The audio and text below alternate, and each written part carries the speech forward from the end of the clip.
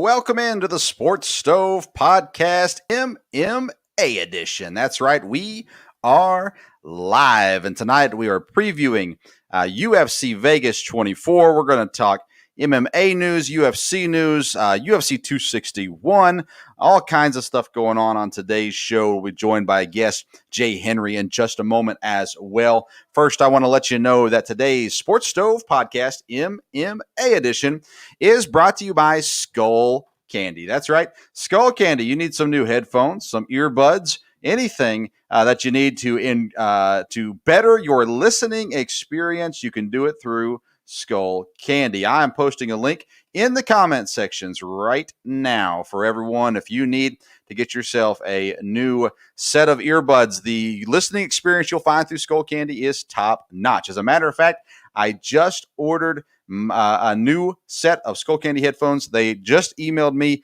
10 minutes ago that said they have shipped, and so I'm getting those in soon as well. And Skull Candy is the way to go. We'll also post the link for the Skull Candy there in the podcast notes and the podcast version of this episode as well. So you can go there and find those as well. Thank you for tuning in to today's edition of the Sports Stove Podcast as we're talking all things MMA. And right now, I am joined by the one and only Jay Henry right there. Jay, how you doing? I'm doing good, Vince. How are we doing today? Man, doing awesome. Jay has he was on the Belly Up MMA show that we were doing there on Saturdays for a while. He's a guest on a number of different UFC or MMA podcasts, and recently was able to do an interview, and we'll be releasing soon the interview with Jon Anik. How did that interview go? Jon Anik followed me a couple months ago, and we've kind of talked to each other in the comments and everything. So I kind of built a little bit of a rapport with him. He really is. I really do respect him more than anybody in the UFC. I mean, I have so much respect for him. So I just sent him a heartfelt message, and it didn't take but a couple hours, and then he replied back and said, "Sure, I'll do the interview." So we scheduled it. And he was kind enough to sit down and talk to us for 45 minutes. And like I said, it was fantastic, man.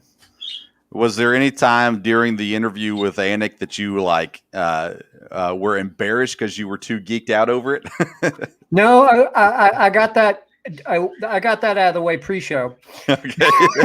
Because as soon as he came on, I was like, but once the interview started and you'll see, I was prepared. I was ready.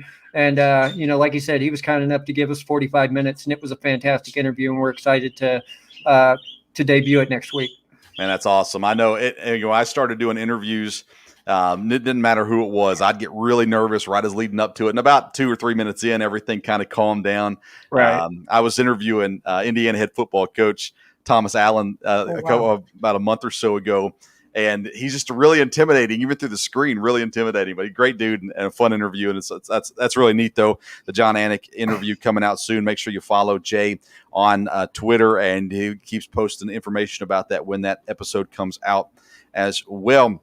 All right, UFC 24, UFC Vegas 24 coming up this weekend. We got 3 UFC debuts, 13 fights. 5 fights have been canceled on this card in the process leading up to it, and who knows, there could still be more, obviously. We got plenty of time before that fight comes. Before we get to that, I want to start with last week's fights. Vettori versus Holland. I got a few fighters that stood out, but I'll let you start on that card. What stood out to you last week? Well, I mean, it was a fantastic card. I really did enjoy it. There were some standout performances. We can start with Vettori. Vettori, I mean, I know Holland was a late replacement, but, Holland is a dangerous opponent for, any middleweight. Even though he's a smaller guy, just his length and his range. I mean, we saw it in the Jacare fight. He's just a dangerous guy. But, Marvin Vettori came in, implemented his game plan, got Kevin Holland to the ground. And, it was an impressive win for Vettori. In the co-main event with Sadiq Youssef and Arnold Allen, I was actually quite disappointed in Sadiq Youssef because he didn't look as explosive as I'm used to seeing. Before the fight, I took Sadiq in that fight, and but Arnold Allen, man, the guy's on a win streak. I mean, he's on an impressive winning streak, and hey, he's a contender. He's a contender at featherweight. There's no denying it anymore. But I have to say the standout performance of that night was Mackenzie Dern. Yeah. Mackenzie Dern is one dangerous lady. Now that she's been able to put her hands together, and her striking has gotten so much better. People are just afraid because they don't want to go to the ground with her. To me, she's got championship material written all over her right now. And, I think maybe she might need one more win before getting that, but I can see her getting a strawweight title fight here pretty soon. Kevin Holland coming off of that really embarrassing fight just a few weeks before, 3 weeks before this fight, I was really impressed with what he did. He looked so much better in this fight against Vettori. Even though he lost, I think it's a positive step for him coming off of just what was incredibly embarrassing 3 weeks earlier. I was impressed with Julian Marquez as well. I thought his fight was impressive there as he beat Sam Alvey. You're right. Mackenzie Dern is looking as strong as anybody right now as far as domination in her class. I was really impressed with Daniel Rodriguez also. I thought, and they said that he was injured before that fight also, fighting injured. Fantastic. Yeah, he looked great. And the other fight that I liked was the first fight of the night, Kasaganai. I thought he was really impressive to start the good win for card him. off. That was a good win for him. It was so funny. We had it on the TV. My 9-year-old son was watching, and Kasaganai was walking out, and they didn't have his name up on the screen. And my son goes, "Kasaganai," and I was like, "How do you know Kasaganai?" But he remembered a Contender Series. I was really impressed by that. But yeah, good fight for him as well.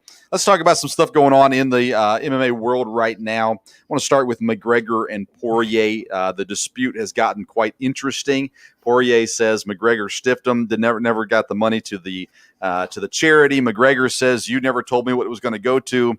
And some interesting back and forth here leading up to the trilogy fight, hopefully coming up this summer. What are your thoughts on the McGregor-Poirier drama?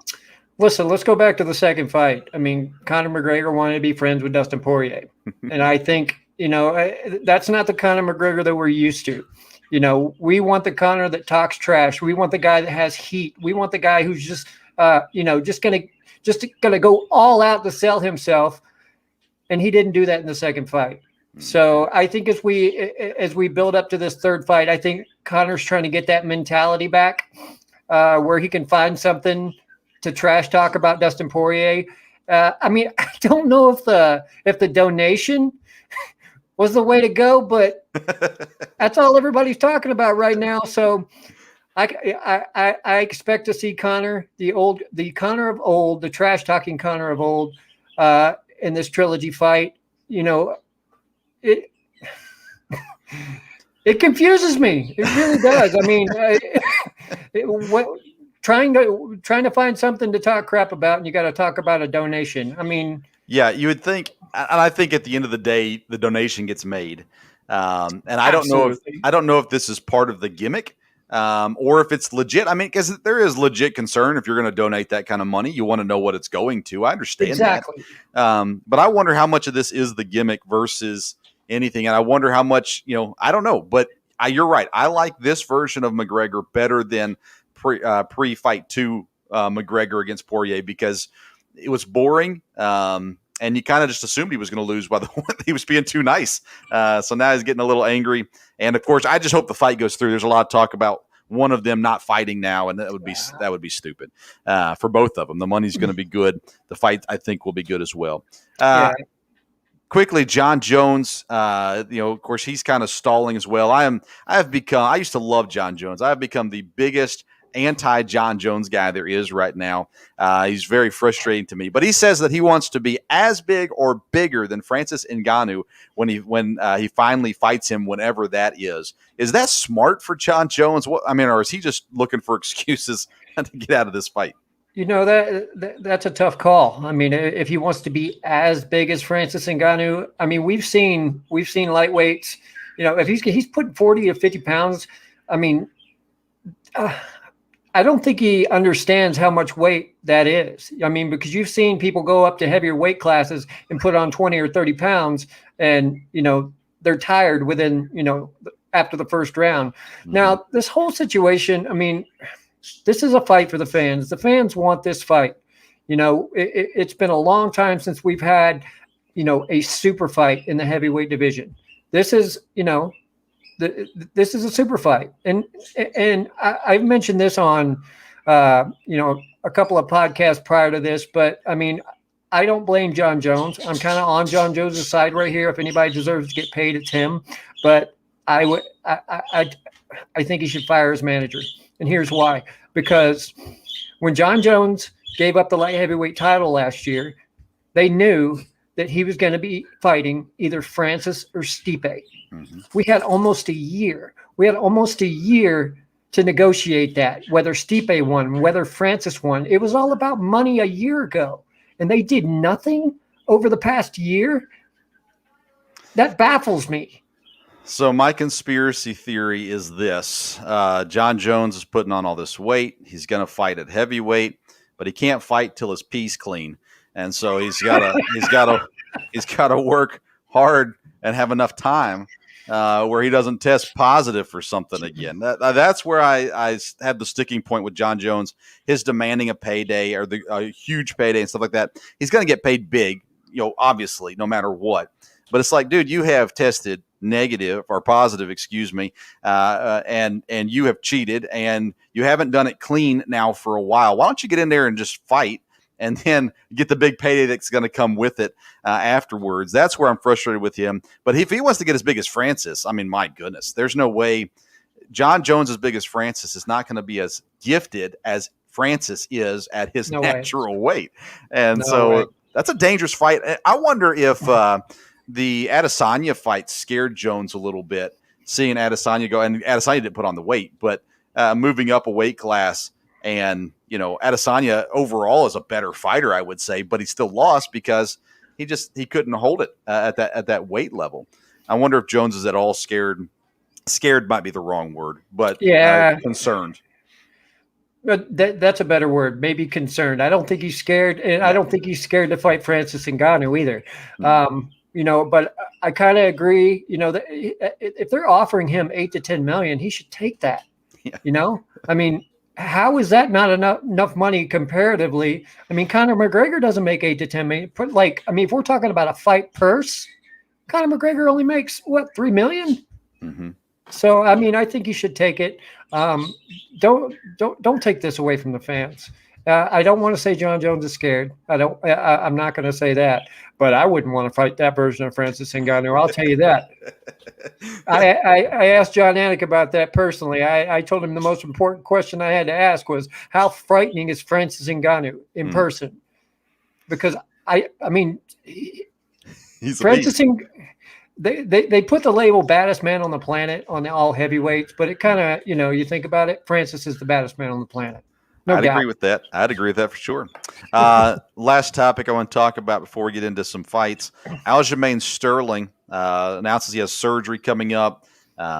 He says he's not going to be out too super long. He's saying this fall, early fall sometime, could be back as well. There's a lot of controversy about the belt because, well, he didn't win it.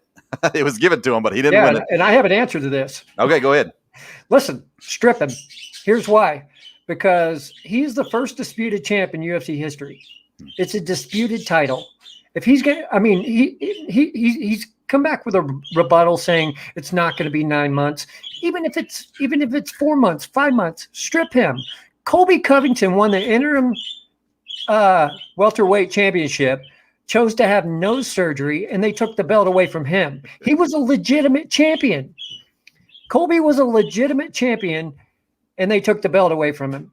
So if Aljamain, if they're going to, and I'm not a Colby fan, but I'm just putting this into context, like I told you when we talked the first time, Aljo should have dropped that belt off at the Apex when he left, and said, but it's gotten worse since we talked about it. Yeah. He's flaunting it. He could have done it a lot more subtly. He should have dropped that belt off. And, like I said, I was a big supporter of Aljo too. And it's kind of fallen by the wayside. Yeah. I don't think they should have ever given him the belt to begin with. But I'm sure that's in the rules. I don't know. But it's interesting because the UFC has been so inconsistent with belts and titles, it makes it hard to know exactly what's going to happen, because you look at some fighters, they'll win the belt and then they don't fight for another 12 months. And then they fight again, and there's no issue. But you're talking about a guy who's injured, and now he did say he has had neck issues for a long time, but he gets kneed in the head illegally. Now he's going to have neck surgery. Part of me says, well, if he's going to be back in the fall, September, October, okay, let him hold on to it. I'm not a huge interim belt kind of guy, but you've got plenty of fights out there right now. You got the Dillashaw fight that's coming up as well. That's going to be interesting. Petr Yan needs to get back in. They need to find someone for him. If he's going to be out for a while, let's get Yan back in. Let him fight somebody. And, I guess we could do an interim belt. Or, like you said, they can just go ahead and strip. Can I say one more thing about that? Yeah. I mean, I wouldn't be opposed to them doing the Sandhagen Dillashaw fight as an interim. I mean, I wouldn't be opposed to that. But, I mean, back to the need to the downed opponent thing. I think they need to relook at that. I mean, you like we watched in one the other night. We watched DJ. I think they need to reconsider, the knees to the downed opponents, because most fighting promotions, aside from like Bellator, UFC, they do allow it. It's not that it's a dirty trick. It's just that it's just not allowed. But it can be used offensively without being destructive. Yeah. So, DC talked about this on what's the name of their show? Helwani. DC and Helwani. He talked about that this week, and he said, he thinks that it needs to stay. The rule needs to stay the way it is, because he talks about wrestlers are used to working from the ground more and different things. And then, but you hear DJ say, no, this rule is fine the way it is in one. It should be legal. All's fine, because people are stalling and stuff like that. So, it goes back and forth even between fighters, what their opinion is on it. Right. It's crazy. Because we had it 2 weeks in a row. We had a knee to a downed opponent, and different results in each of those fights. But yeah, I want to see Petr Yan back in. DC also mentioned you could do the Sandhagen Dillashaw fight. The winner faces Yan for the interim belt, which is an interesting idea as well. I think Petr Yan should be, if they're going to do any kind of interim fight, any kind of interim title, or even strip Sterling of the belt, I think Yan needs to be one of the fighters in there for that fight. And when I said looking at the knees to a downed opponent, I'm talking about when you're standing up with your hands on the ground. If your knees are on the ground, that's different. But if you're standing up and you got your hands on the ground, should be allowed. I'm sorry. I agree with that for sure. All right, before we get into UFC Vegas 24 fights, I want to talk about next week's battle, UFC 261. 3 belts on the line: Usman Masvidal, Weili and Namajunas, and Shevchenko versus Andrade. And there's a stellar other fights on there as well. Of course, I'll have a whole program dedicated to 261 next week. But let's talk about that card coming up, because this card this weekend, there's good fighters on it. It doesn't get my blood going. But UFC 261, that one excites me. Well, let's go back to whenever I was on your show the first time. We were talking about calm before the storm. That's exactly what this is. It's the calm before the storm. I mean, UFC 261, I told you I thought that was going to be one of the best cards of the year, and it didn't even have Masvidal and Usman. Right. And I'm still not that. I'm more excited for the women's fight. I'm more excited for the Rose Namajunas fight versus Weili Zhang, because I'm a pro Rose. With Trevor Whitman, I think they're going to put together a game plan, to actually work their way around Weili. And Weili she's a beast. Yeah. There's no doubt about it. I mean, Rose is going to have to keep her guard up, and she's going to have to move around technically like she does, or else Weili's just going to light her up, And I think this is go ahead. With that fight, Thug Rose, Zhang Weili, some politics came into it this week. Yeah. So yeah. So there's a little extra bad blood going into this one. Well, I mean, it's with the language barrier, I don't think it's really going to be that big of a deal in terms of that. But you notice, I mean, you can't forget about the Valentina fight and the Jessica Andrade fight. This is going to be aside from Amanda Nunes, this is going to be Valentina's toughest fight to date. You know, we haven't ever seen anybody really get Valentina to the ground. But she's phenomenal off her back. But Andrade is just fierce. You know what I mean? So I'm really excited about this one. And you're probably wondering, why haven't you said anything about Usman and Masvidal? They went about this all wrong. I mean, the whole thing with Masvidal, whenever he lost, last year, I need a full training camp. Let's see what I could do with a full training camp. And then they only gave him a month. Now it just gives him another built-in excuse. I don't think he deserved another title fight.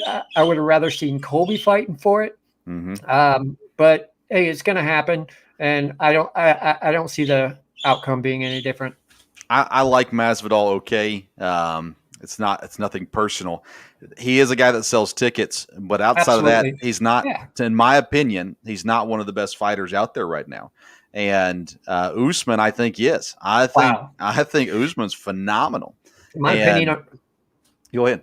No, my opinion on Usman has completely changed since the Colby fight. I mean, the Colby fight underratedly was top 3 in 2019. I mean, that was such an amazing fight. And ever since then, Usman has just been utterly dominant. His performance against Gilbert Burns with the jab. Mm-hmm. And remember what I said about Rose and Trevor Whitman? Mm-hmm. I think Usman and Trevor Whitman is the perfect pairing. I honestly... The only person I see that poses a threat to Usman is Wonder Boy.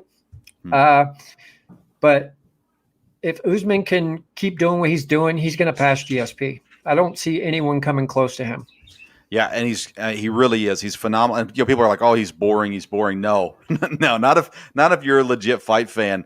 He doesn't waste time. He doesn't stall. He fights, and he fights at the top level of anybody out there right now. Uriah Hall is on this card. I love me some Uriah Hall. He's fighting Weidman. You got Jimmy Crute, Anthony Smith, Randy Brown, Alex Oliveira. Paz Sabatini makes his debut. He's a phenomenal submission artist coming in as well. And this card is stacked top to bottom. Outside of the 3 title fights, what's the fight on this card that you're really looking forward to? Oh, that's a tough one. It's a big opportunity for Crute against Anthony Smith. Wait, hold on. Yeah, Jimmy Crute versus Anthony Smith. I forget which one was the second fight on the card on that one. Let's see here. You've got... For some reason, I was thinking this was Burgos and Barboza, but that's 262. This is the 3. Yeah, so you got the 3 title fights. Then you got Hall, Weidman, Smith, Crute, Oliveira, Brown, Robertson, Allen. Yeah, I'm going to have to say Weidman Hall because, I mean, Chris Weidman, like I said, I used to have the utmost respect for this guy, but his sense of entitlement and everything, thinking that he just trying to bait his way into a fight with Israel Adesanya.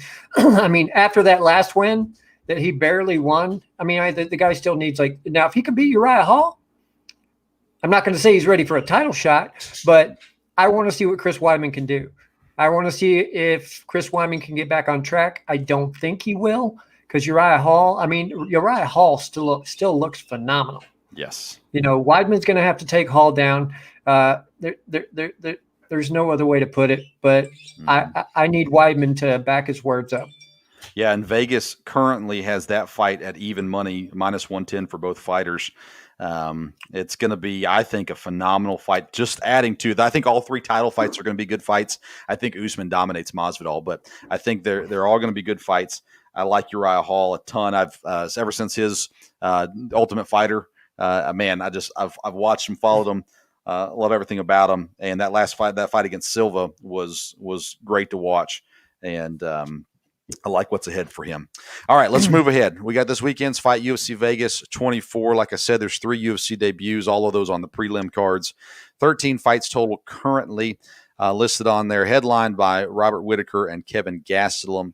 The main card includes Drakkar Klose versus Jeremy Stevens, Andrei Arlovsky versus Chase Sherman, Abdul Razak Al-Hazan versus Jacob Malkoun, and then Louis Pena and Alex Munoz and Ricardo Ramos and Bill Algeo. All right, let's talk about it. What is there anything on the main card that excites you? UFC Vegas 24.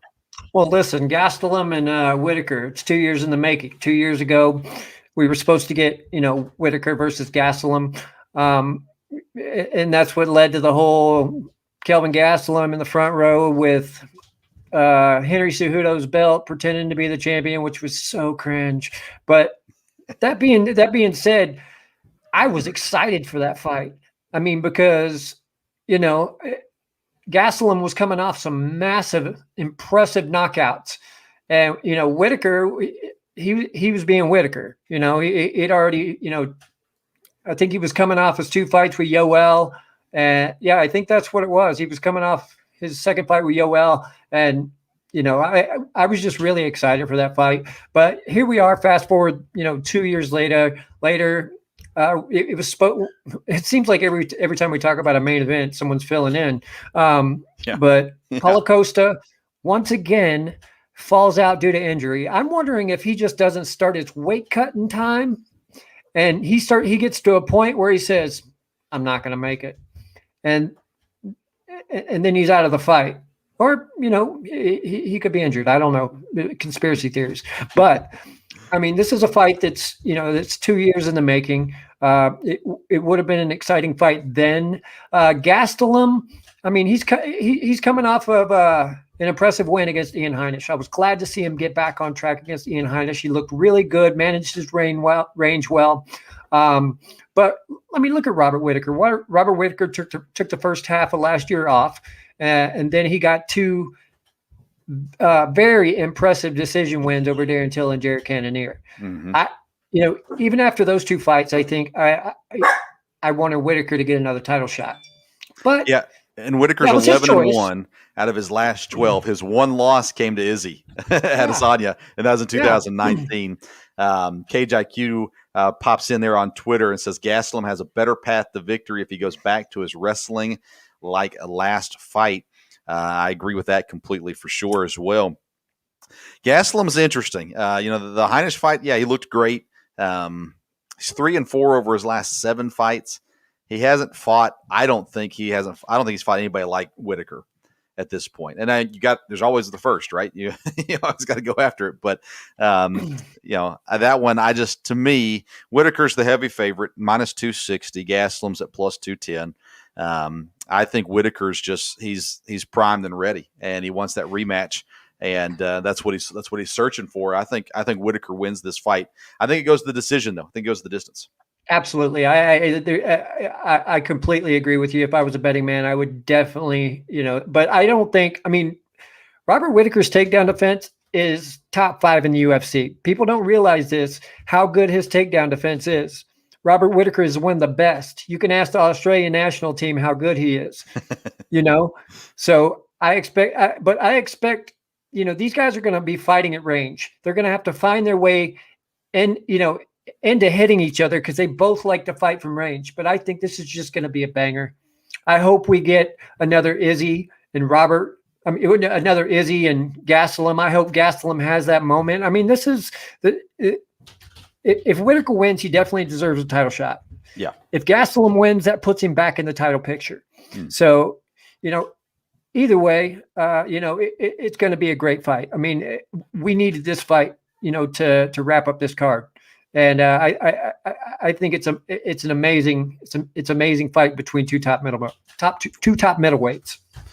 Drakkar Klose versus Jeremy Stephens. Klose, his last fight was a round 2 loss to Beneil Dariush. He's 5-2 in the UFC. There's a lot of talk about Klose going into that Dariush fight. And, man, I became a huge Beneil Dariush fan that night. That was a wild fight for as long as it lasted. Yeah. Jeremy Stephens, he's on a 4-fight losing streak. His last win came in 2018 against Josh Emmett. This is one I like a lot. Drakkar Klose, slight underdog. Excuse me. In this fight, he's +110. Jeremy Stephens at -130. I'm picking Drakkar Klose in this fight. I think he's more in rhythm, I guess, right now than Stephens is.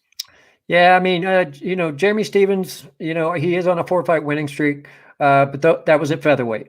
Yeah. He fought at featherweight for 8 years, and maybe he just needed a change. And sometimes that change of scenery. And we've seen tons of featherweights come up from featherweight to lightweight and just have tons of success. Oliveira, Poirier, so maybe this is what he needed to do. Maybe that weight cut may have been bothering him. I think the weight cut affects fighters a lot more than people realize. But yeah, Drakkar Klose, I probably have to take Klose on this one too, but I'm interested to see if we see a different Jeremy Stephens. Yeah, and I think this is a finish. I think Klose finishes Stephens, which would be a little out of character for either one of them. Really, they both like to go to decisions. But and again on Twitter comment, KJIQ also commented that Stephens moving back up after 9 years to lightweight. Third to last fight of the night, Andrei Arlovski is back just a couple months after his last fight. He's facing off against Chase Sherman in this fight. Arlovski 3-5 in his last 8. He lost to Tom Aspinall by a rear naked choke in round 2. That was a shocker, in my opinion, back in February. And then Arlovski's last 6 wins came by unanimous decision, by the way. Sherman, 4-fight win streak. His first fight back in the UFC was a round 2 TKO win over Ike Villanueva back in May of 2020 as well. Your boy KJIQ just said Sherman by knockout second round. That's the exact same thing I've written down on my paper. What do you have with Sherman Arlovski? Listen, I mean, I love Andrei Arlovski. I hoped that after that Aspinall fight that he was gonna. I mean, I get it. He loves a fight. He loves making money, but I mean, Arlovski's one of those fighters that I think it's probably time to start. Dana, you need to have the talk with this guy. Should have had the talk a long time ago. It's time to be a coach. Yeah, I mean, but now he's just a gatekeeper. He's just, he's he's the guy putting the other people over right now. There's no other way to put it. I love Andrei Arlovski, legend. But it's just, it's really tough to see these legends go on their losing streaks. Yeah, man, they go out so poorly most of the time. It really is sad to watch, for sure. Fight that I'm really looking forward to on this card: Abdul Razak Al Hassan versus Jacob Malkoun. Al Hassan is the big favorite here at -300. He has 2 straight losses, but he's 10-3 as a professional. All 10 of his wins have come in round 1, all stinking 10 of them. But he's 4-3 in the UFC. Malkoun, he lost his UFC debut against Phil Haas in 18 seconds back in the fall of 2020. And that is, of course, his only professional loss. Also, even though it was his only UFC fight, his only professional loss came there as well. I have this one a round 1 victory for Abdul Razak Al Hassan. Any thoughts on this fight? Listen, I'm gonna keep that one short and sweet. First round KO. Yeah, no doubt. Hassan is way. I mean, I can't think of it. Going further than the first round. Definitely not. Yeah, I mean, and I think it's going to be an exciting first round, but it might be one-sided. We'll see. Like I said, I'm gonna keep that one short. Yeah, Al Hassan, knockout. All right. Louis Pena, the violent Bob Ross, 3-3 in the UFC, 1-1 in 2020. He had a round 3 loss his last fight by guillotine choke to Kama Worthy. He's going up against Alex Munoz at +125. He lost his UFC debut back in August to Hack Parast by unanimous decision. I have this one going the distance, but I've got Violent Bob Ross getting the victory on this one. What are your thoughts on this one? I mean, Luis Pena is a box of chocolates. You never know what you're going to get. I mean, the guy has all the tools to, maybe make that run or be a contender. I really think so. With I've listened to Bob Ross. I mean, not Bob Cook. It's so, yeah. I mean, and I've heard DC and those guys from AKA talking about the potential that this guy has. But like I said, it's a box of chocolates. You never know what you're going to get. One fight, he comes out and he looks like a world beater. Then the next fight he comes out and he doesn't look like he even cares. Yeah. So, this is just one of those instances where if the right Luis Pena shows up, he's going to win. He's a guy that could sell so many tickets if he could get consistent fighting, because he's got the look, he's got the name, he's got everything that goes with it. He's got the support behind him, but he's going to have to actually win fights consistently to get to that level. If he can get there, he can sell tickets. That won't be a problem. He might end up being kind of like the Masvidal, who has a really long career and kind of becomes a character to a degree. And maybe he'll hit his peak at some point. Hopefully he does soon. I think he can be really entertaining. Last fight of the main card, or first fight of the main card, is Ricardo Ramos and Bill Algeo. Ramos is 5-2 in the UFC. His last fight was a round 1 loss to Lerone Murphy back in July. And that was he's got some good submission game to him. Algeo, the other way. He needs to stay in. His last 4 fights went to decisions. He's 1-1 in the UFC. Both of those fights in 2020, at a win over Spike Carlisle and a loss over Ricardo Lamas. Basically, Algeo, if it stays up on the feet, he's going to win. If it goes to the ground, Ramos has the best shot at it. This is a pretty even fight according to Vegas. Plus 100 for Ramos, minus 120 for Algeo. I'm leaning towards Algeo in this one, but whoever can determine the style of fight is going to be on top on this one. Any thoughts on this, guys? Like I said, I'll keep this one short too. I mean, I think the odds makers have it right on this one. I'm going to take Algeo.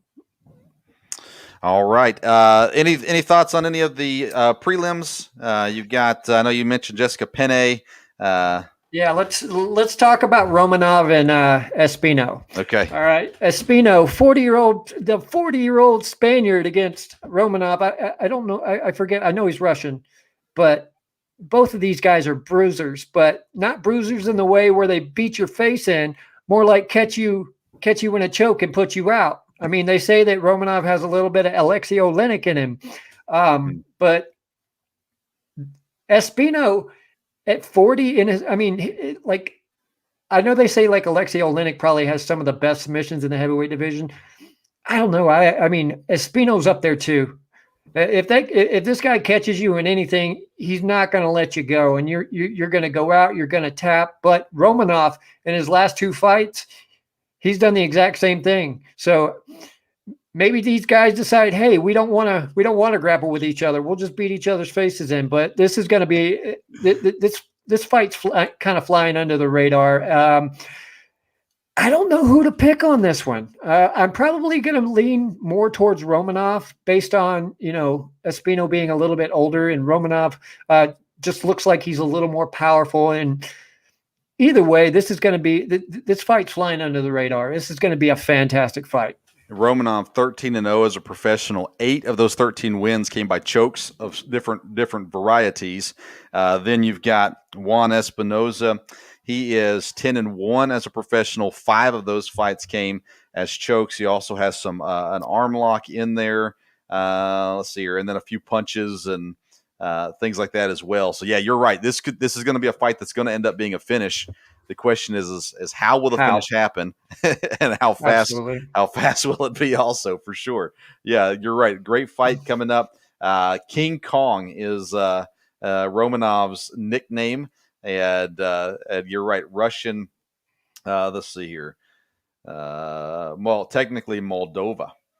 Yeah, so, that's why I was trying to remember, because I it's hard to always remember what countries these guys are from, unless you're Khabib, So, but they're from the USSR. We'll just say that they're over there somewhere. Any other fights? No, man. I mean, I'm just ready to get this week over with, and let's get to 261. Plain and simple, man. Yeah, this is the early Thanksgiving meal that you have to go to with your cousins before you get to the big meal later on in the week. And we got Christmas next week, so let's just get through it, man. It may not be, it may not seem like the best card, but those always turn into the best ones. Yeah, you're right. It's not always the best names, like the biggest names, but that doesn't mean the fights won't be good at the same time. But man, when you look at a card like 261, you just can't wait to get to it. Jay Henry's been joining me for the whole episode today, the Sports Stove Podcast MMA edition, brought to you by Skull Candy. Jay, tell everybody where they can find you at. You can find me on Twitter, better known as MMA Drunkie. You can find me at jhenry79. I do guest on podcasts from, time to time. So you just have to keep up on my Twitter account to figure out which one I'm going to be on. So, but I do have my upcoming podcast coming out probably at the beginning of June. I think I've come up with a name for it, but I'm going to hold that in right Smart now. move. So, Vince, I appreciate you giving me another opportunity to come on here and, just talk. It's always great. I love to talk MMA, and anytime you want to have me as a guest on here, even whenever I have my podcast, please don't hesitate to reach out to me, buddy. Awesome. Jay, you've been great. Thank you again. We're looking forward to the fights. Make sure you follow Jay on Twitter.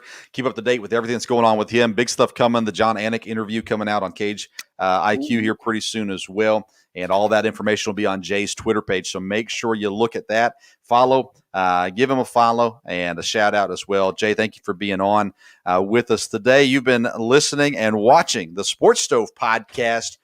MMA edition brought to you by Skull Candy. Make sure you visit the comment section or the podcast notes and get your link for Skull Candy. If you use that link, they'll know that we sent you. So please, if you would, click on there. Even if you don't buy anything, you can just click on the link, show some support as well. But obviously, great stuff there from Skull Candy as well. Thank you so much for tuning into today's episode. We'll be dropping new episodes this weekend as we continue our NFL draft preview. We'll be going through the next 8 picks, picks 17 through 24 this week. So make sure you tune in for that as well. Thank you so much for tuning in tonight. Until next time, we'll see you around the Sports Stove.